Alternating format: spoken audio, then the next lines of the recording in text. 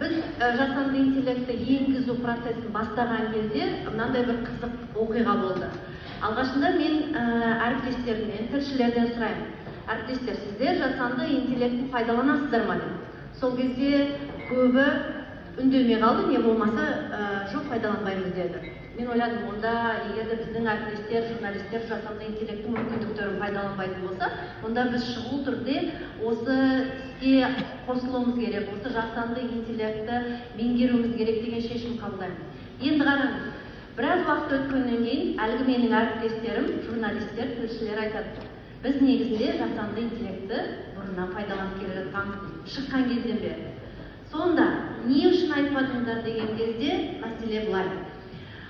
Айтпаған себебіміз, егер де біз жасанды интеллектті пайдаланып, мысалы ChatGPT-ді алып, соны пайдаланып мақаланы жазған кезде, ол мақаланың авторы кім болады? Мен бе жазған журналист, әлде мына робот ба?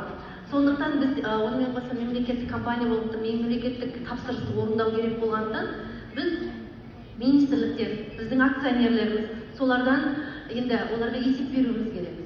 Сонда қалай істейміз?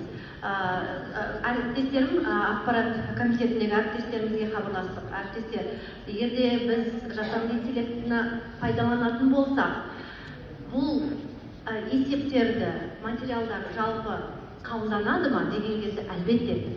Өйткені ол жерде бізде әзірге заңдық тұрғыдан әлі де бағана бірінші пленарлық сессия кезінде де айтып жатыр ғой министрдің өзі. Көп мәселелер әлі шешілген жоқ, заңдық тұрғыдан.